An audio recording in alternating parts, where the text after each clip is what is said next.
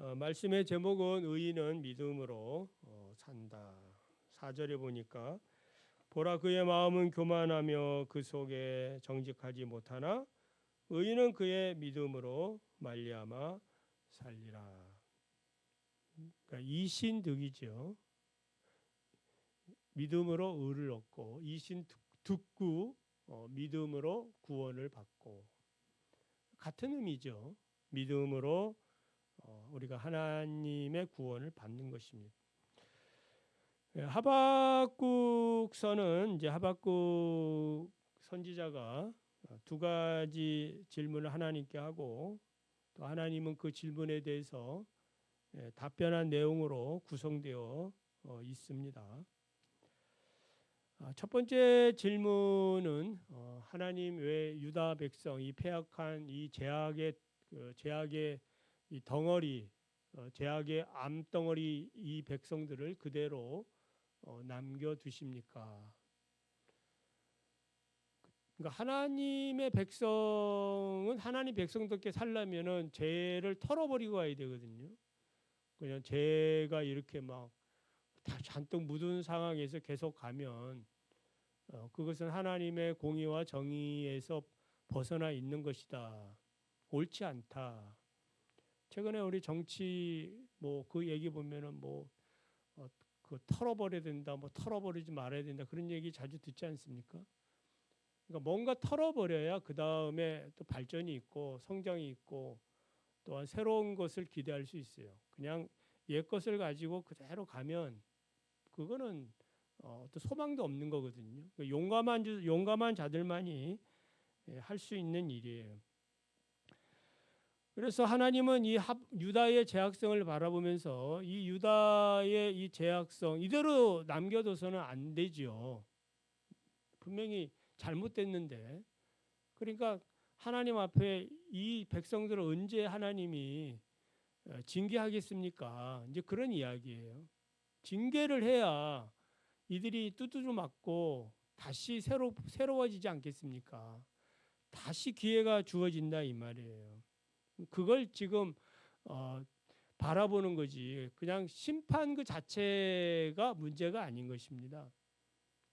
우리가 자녀들을 징계하는 이유 중에 하나가 큰 이유가 지금 아파도 뭐 하자는 거예요? 나중에 이것이 너에게 보약이 된다 이 말이거든요. 그러니까 매를 들고 징계를 하는 겁니다. 그래서 하나님께서는 사랑하는 자를 징계하신다. 채찍을 드시는 거예요. 그러니까 선지자로서 당연한 그런 질문을 하는 겁니다. 이들을 언제 심판하겠습니까? 그러니까 하나님이 답변이 오죠. 심판하겠다. 할렐루야. 그러셔야죠. 그런데 어떻게 심판한다는 거예요? 이방인 그 바벨론을 들어 갈대아인은 이제 바벨론을 얘기하는데 바벨론을 통해서 심판하겠다라고 말씀을 해요. 그러니까 좀 자존심이 상하지요. 그냥 하나님이 직접 뭐 전염병을 돌게 하서라도 우리 새벽에 그 고라의 반역 사건에 그걸 보면서도 또 백성들이 모세와 아론 하나님을 대적하니까 연병이 들어가지고 그 17,400명인가요? 그 많은 사람이 고라의 그 반역에 죽었던 사람은 더 많아요. 그러니까 반면교사로 삼아야 되는데 그렇지 못하는 것이 인생인 것 같아요. 여러분 하나님의 은혜의 말씀을 듣고 또 우리가 뭐 잘못할 때도 있죠.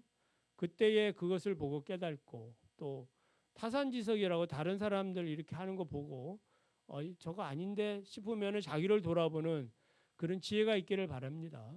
그런 지혜가 있어서 살아가는 것 그게 지혜고 믿음이에요. 이 바벨론을 통해서 심판을 왜 우리가 당해야 됩니까? 라고 하니까 하나님께서 바벨론의 제약을 열거합니다. 5가지 제약을 얘기하는데 탐욕, 탈취, 폭군, 멸시와 수치, 우상숭배 이러한 죄로 그들도 심판할 것이다. 이렇게 말씀하니까 그 하박국이가 한 유명한 말이 뭐예요? 주의 일을 수년 내에 이루게 하소서.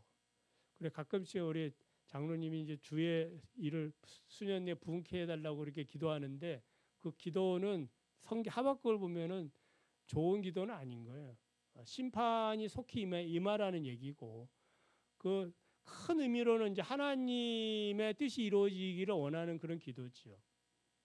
그러니까 뭐 하나님의 큰 뜻이 이루어지기를 원한다는 건 뭐 맞는 말이지만 그 내용 자체는 그 갈대아를 심판하겠다는 그리고 유다를 심판하겠다는 하나님의 그 심판이 속히 임하게 해달라.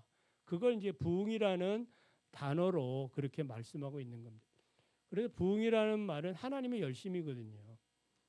그러니까 우리 교회가 부흥되기를 원합니까? 하나님이 열심을 내셔야 열심을 내신다는 말은 모인 우리들이 하나님 열심으로 은혜를 받고 또 말씀 운동도 일어나고 또 우리가 뭐 목사가 뭘 하자고 해서 되는 거 아니거든요. 하나님의 은혜가 임하면 되는 줄 믿습니다. 그걸 위해서 우리 또 주일날 모여가지고 저 골방에 모여가지고 그렇게 기도하는 거 아니겠습니까? 그래서 그런지 우리 김문난 권사님 또 아저씨가 교회를 오고 예수를 믿겠다고 그렇게 다짐을 하고 그 역사가 다 기도로 뿌린 것이 있어서 그런 거예요. 우리가 이제 저기 황덕희 권사님 그 윤세영 씨인데 거의 갔으니까 이제 멀지 않아 올 거예요. 왜냐하면 우리 기도하는데 믿습니까? 그러니까 그 믿음을 가지고 우리도 하나님 앞에 또 주의 일이 빨리 이루어지기를 원하는 그런 믿음을 우리가 가진 줄 믿습니다. 자, 그래서 이제 하나님의 이 놀라운 심판 사역이 빨리 이루어지기를 원해서 이제 뭐 무화과 나무에 뭐 열매가 없고 외양간에 뭐 소가 없고 감람나무에 뭐 열매가 없고 막 이렇게 뭐 없고 해도 나는 여호와로 말미암아 찬양하리라 이렇게 하는 것은 심판을 받으면 다 모든 것이 그 열악하고 고통스럽고 힘들잖아요. 그렇지만 그 후에 있을 하나님의 큰 부흥의 역사, 하나님께서 회복시켜 줄 그것을 생각하니까 뭐 하는 거예요? 찬양하는 겁니다. 지금이야 당장 힘들고 어렵고 고통스럽고 왜 내 인생이 이러는가 이렇게 생각이 들 때도 있지요. 그렇지만은 우리 하나님이 앞으로 하실 일들을 보면 지금은 고난이 있고 고통스럽더라도 그거로 끝나는 게 아니라 하나님의 놀라운 축복을 바라보니까 그래서 찬양이 나오고 감사가 나오고 현재의 고난의 터널들을 그냥 감사하면서 지나가는 거예요. 무섭거나 두렵거나 그런 것이 아니고 분명히 공포 분위기인데 모든 게 지금 전쟁이 일어나고 포로로 잡혀가고 막 이러면은 얼마나 힘들겠습니까? 그렇지만 하나님께서 앞으로 하실 일들을 확신하니까. 왜냐하면 이 심판도 누가 하는 거예요? 하나님이 하시는 거거든. 그러니까 하나님께서 더 큰 섭리를 갖고 있다는 것도 믿는 거지요. 그러니까 그것을 믿으니까 큰 그림을 보면은 결국 하나님의 큰 놀라운 축복의 역사가 임한다라는 거예요. 그래서 이제 구원의 확신을 가지고 찬양을 하는 것입니다. 그래서 3장 2절을 보면 하박국이 놀라워하는 것이 있어요. 여호와여 내가 주께 대한 소문을 듣고 놀랐나이다. 여호와여 주는 주의 일을 이 수년 내에 부응하게 하옵소서. 이 수년 내에 나타내시옵소서. 진노 중에라도 궁유를 잊지 마옵소서. 그러니까 하박국이가 지금 놀라고 있는 내용은 무엇이냐면은 하나님께서 자기 백성을 심판하지만은 심판 중에 믿는 의인들이 있다 이 말이에요. 그 믿음으로 그러니까 의인은 믿음으로 산다고 했잖아요. 자기를 포함해 가지고 믿는 사람들이 있는 거 아니겠어요? 그 믿는 사람들에게 하나님이 살 길을 준다는 거예요. 그들의 믿음을 보고. 그리고 2장 14절을 보면은 물이 바다를 덮은 같이 하나님이 온 세상의 통치자가 된다라는 것을 바라보니까 놀라는 거죠. 그래 하나님은 심판을 통하여 이 땅에 임한 모든 악을 뭐하시고 제거하시고, 그리고 궁극적으로는 그리스도의 왕국을 오게 하시는 하나님의 큰 그 뜻이 이루어지는 것을 바라보니까 놀랄 수밖에 없어요. 여러분도 이런 놀라움이 있기를 바랍니다. 여러분의 가정사, 또 자녀들 성장하는 거나 뭐 이런 여러 가지를 놓고 볼 때 하나님이 하실 일들을 바라보면은 믿음이 들어오면 놀랍지요. 명주인을 통해서 하나님의 큰 역사를 이룬다라고 확신이 들면은 놀랍지요. 놀랍지요. 놀랍지 않나요? 네? 은혜의 자미를 통하여 하나님의 큰 일들을 한다고 믿으면은 놀랍지 않나요? 어떻게 얼마나 놀랄 건데요? 그러니까 하나님이 하실 일들을 믿음으로 바라볼 때에 그래도 놀라는 거예요. 특별히 온 세상이 하나님의 말씀으로 충만해진다라는 것을 볼 때에 놀란 것입니다. 그리고 2장 20절을 보면 하나님께서는 성전에 계신다라는 것이 놀라운 거예요. 이게 왜 놀랍냐면 하나님께서 가장 높은 곳에서 자신의 모든 뜻을 이루어 가시기 때문에 그 계획은 변하지 않는 거죠. 우리가 주기도를 이제 주일 오후에 살펴보지 않았습니까? 하나님의 이름은 또 하나님의 나라와 연결되어 있고, 또 하나님의 나라는 하나님의 뜻과 연결되어 있다. 이거 하나의 기도다. 그러니까 하나님의 이름이 있는 곳에 하나님의 나라가 임하고, 하나님의 나라가 우리 가정에, 우리 교회에, 여러분이 살고 있는 그곳에 임하면 하나님의 뜻이 이루어지는 거죠. 그러니까 우리가 먹고 마시고 이런 것을 구할 필요가 없는 거죠. 하나님의 나라가 임하면, 그래서 그의 나라와 의를 구하면은 하나님의 나라가 임하는데, 하나님의 나라가 임하면은 왕이 오시는 거고, 왕이 와야 그 나라가 이루어지는 거 아니에요. 나라 혼자 오는 법은 없잖아요. 그러니까 왕이 오면은 왕의 뜻이 거기서 이제 집행이 되는 거거든요. 너희들을 사노라. 자, 이 땅을 누구한테 얼마큼 주노라. 다 이렇게 공적에 대해서 다 상을 준다 이 말이에요. 왕이. 그러니까 너 무슨 문제가 있구나. 내가 너의 모든 문제를 해결하노라. 질병도 고쳐주고 물질의 문제도 해결해주고, 인생의 모든 문제를 누가? 왕이. 자기 나라가 임했기 때문에 왕이 오셔서 자기 백성들의 모든 문제를 해결해 주시는 거예요. 자, 그래서 이러한 놀라운 은혜 그 말씀을 바라볼 때에 결국 의인은 믿음으로 말미암아 산다라고 말할 수밖에 없는 거예요. 이걸 믿지 못하면은 지금 오늘도 못 사는 거죠. 무슨 미래에 무슨 꿈이 있겠습니까? 그래, 믿음으로 사는 것입니다. 본문 2절을 보면은 이 묵시를 기록하여 판에 명백히 새겨서 어떻게 하라고요? 달려가면서도 읽을 수 있도록 하라. 그러니까 이제 판에 하나님께서 하십니다라고 이제 하나님이 수년 내에 우리 민족을 회복시킵니다. 우리 가정을 회복시킵니다. 이렇게 했다면은 이거를 판에 크게 쓰라 이 말이에요. 우리가 이제 뭐 도로에 가면은 광고판 큰 거 있지 않습니까? 순식간에 딱 지나가도 그 광고판 다 보거든요. 근데 봤는데 뭘 봤는지 모르면 그 광고는 헛거예요. 잘못 만든 거잖아요. 그러니까 하나님께서 하신다는 이 말씀을 달려가면서도 읽을 수 있도록. 그러니까 달려간다라는 말은 지금 긴급함을 얘기하는 거예요.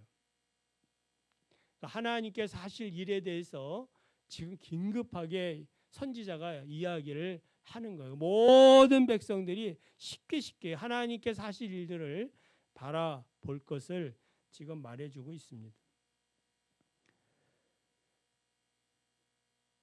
그 레위기 18장인가 이렇게 보면은 도피성이 나오거든요. 도피성. 신명기네요. 신명기 보면은 도피성을 요단 동편 땅에 3개, 그 다음에 요단 서편 땅에 3개, 이렇게 6개를 만들어 놨어요. 만들 때에 하나님이 그 도피성에 사람이 올 수 있도록, 그 도피성이 왜 필요한지 아시죠? 그러니까 우발적으로 사람을 죽였을 때에 그 생명을 보호하기 위해서 만들어 놓은 곳인데, 그 곳에 쉽게 찾을 수 있도록, 그러니까 사람을 죽이거나 우발적으로 이렇게 막 하면 정신 없잖아요. 정신이 없는데 그 도피성 가는 그 푯말까지도 아리송하게 만들고 어디 구석에다가 미로처럼 만들면 찾을 수 있겠습니까? 못 찾거든. 쉽게 찾을 수 있도록 도로도 잘 닦아두고, 요즘 도로에 그 차 운전하신 분은 잘 알 거예요. 길바닥에 표시를 얼마나 잘 해놨는지. 그래, 내비를 보면 빨간 표시를 따라 가시오. 파란 그 화살표를 따라 가시오. 이 설명해줘요. 그래서 일산으로 들어가는지 아니면 저 파주로 가는지 그 표시가 돼 있어. 파란 색깔로 가시오. 빨간 색깔로 가시오. 설명해줘. 그러니까 처음 그 길을 가는 사람에게는 도움이 되겠어, 안 되겠어요? 도움이 되지요. 지금 어디로 가야 될지 헷갈리는데 색깔 다 설명해 주니까 그 색깔 따라가면 되거든요. 그러니까 도피성이 그렇게 길이 딱 깨져 있다 이 말이에요. 쉽게 이 길로 오라고. 그러니까 하나님께서 자기 백성을 축복하고 그 오라는 표시가 다 동일한 거예요.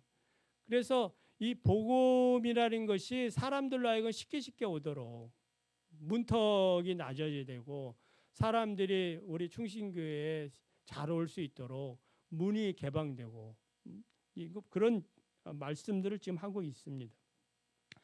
그래서 묵시의 내용은 이제 종말과 심판과 구원에 관한 것인데, 이 하나님께서 하실 것입니다라는 그런 결론이에요.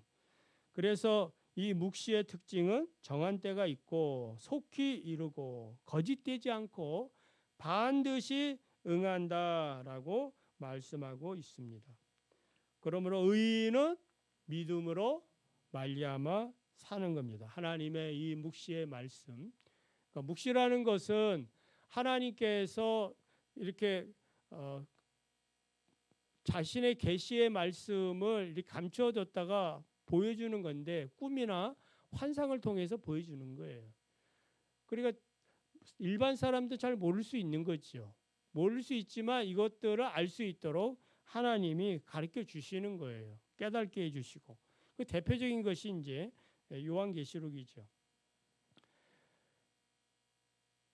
그래서 우리 교회 그 복음의 진리는 바로 믿음으로 말미암아 산다 이 말이에요. 루터가 종교개혁을 일으킨 것도 바로 이 말씀을 통해서죠. 로마서 3장을 읽고 의인은 믿음으로 말미암아 산다. 죄인은 모든 사람은 죄인이고 하나님 앞에 믿음으로 의를 얻는다라는 것을 깨닫고, 그래서 성경은 율법 외에 하나님의 한 의가 나타났는데 이는 율법과 선지자들에게 증거를 받은 것이라고 말씀합니다. 예수 그리스도를 우리가 믿음으로 모든 믿는 자에게 미치는 하나님의 의로서 차별이 없다라고 말합니다. 아브라함이 어떻게 그 의를 얻었습니까? 창세기 15장에 보면 믿음으로 하나님께서 아브라함에게 네 자녀를 저 하늘의 별처럼 많게 주겠다. 그러니까 믿거든요. 하나님 믿습니다. 그래서 그때 하나님이 그 믿음을 보고 의롭다라고 말씀한 것입니다. 자, 말씀을 정리하면, 그러니까 이 나라의 위기, 민족의 위기, 하박국의 그 모습을 보면서 우리들도 동일해요. 우리의 모든 삶에 어떤 위기가 있고 어려움이 생길 때마다 우리가 해야 할 일은 뭐겠어요? 믿음으로 하나님의 일을 바라보는 거죠.